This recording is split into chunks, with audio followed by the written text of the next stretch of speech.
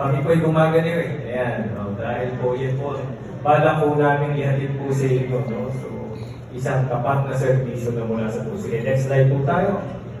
Ayan, ang Pag-ibig Fund po ay nilikha para po magbigay ng dalawang benepisyo, no? Kadalasan, ang napapakinggan po natin ay murang pabahay.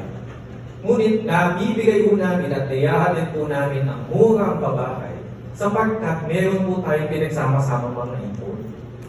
Lahat po tayo, yung bulog po natin sa Pag-ibig Fund, yan po ay pera natin. Yung po kinakaltas, may nababasa ko akong meme sa social media. Ano nga ba yun? Yung huwag mong problemahin ang pag-ibig.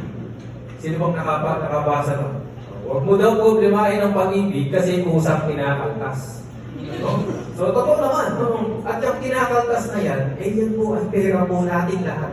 At pera po ninyo na tumutubo kada buwan. At ang mahalaga, meron po katapat yan na employer share.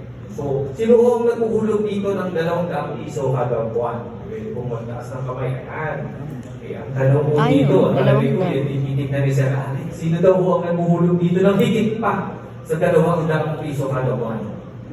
Ay, meron. Maraming salamat po sa inyong suporta. Ayan. Sapagkat, ayan, next. Yan po yung ating, yan po yung nandun po sa kaliwa. Ay, back tayo. Ayan, yung nasa kaliwa. Provident savings. Sa madaling salita, yung pong perang hinuhulog ninyo, yung pong perang hinuhulog ng inyong employer para sa inyo. At kumikita po yan kada taon ng dividendo. Pinapalago po yan ng Pag-ibig. Yan po ay ipon ninyo. Yan po ay ipon ninyo na pagdating po ng araw, kapag retirement, kapag maturity, ay matatanggap po ninyo. So yan po ang unang benepisyo. Kadalasan po kasi, ang sabi ko, ang termino mo dyan ay contribution.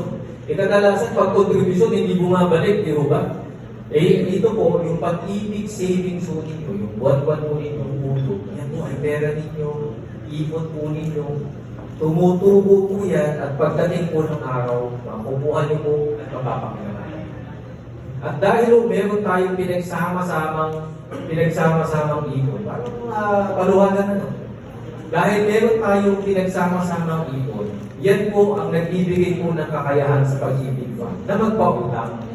So, mula po sa sama-sama nating mga ipon, yan po ang ginagamit po na pondo para makapagpautang po tayo ng pamahay.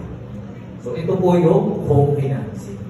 Kaya po lagi, po yan, tawag lang nga po ng aming CEO. Ang CEO po namin ay si Manang. Tawag namin sa kanya, Manang. Kasi 44 years na siya sa Pag-ibig, mula kung nagsimula ang Pag-ibig, halos nandun na siya. Sabi nga ng aming CEO na si Manang Malen Acosta, hindi po pwedeng paghiwalayin yung benepisyo niya. Kaya po pag sinabing Pag-ibig, ang hatid po namin sa inyo ay dalawa. Yun ay pag-ipon at makabahay. Next slide tayo, please. Ngayon, dahil pinabanggit po namin, tayo ang may-ari ng Pag-ibig. Siyempre, kung tayo ang may-ari ng Pag-ibig, siyempre, interesado tayo. Gaano na ba? Kumusta na ba ang estado ng Pag-ibig? Mahusay ba at maayos ba ang pamamahala ng Pag-ibig? Ayan po, salamat po. I-screenshot nyo na po yung nasa harapan. Napakaganda po ninyong LED screen sa inyong napakagandang opisina na hanggang ngayon po sa Alex, mga rin buti pa sila, sir?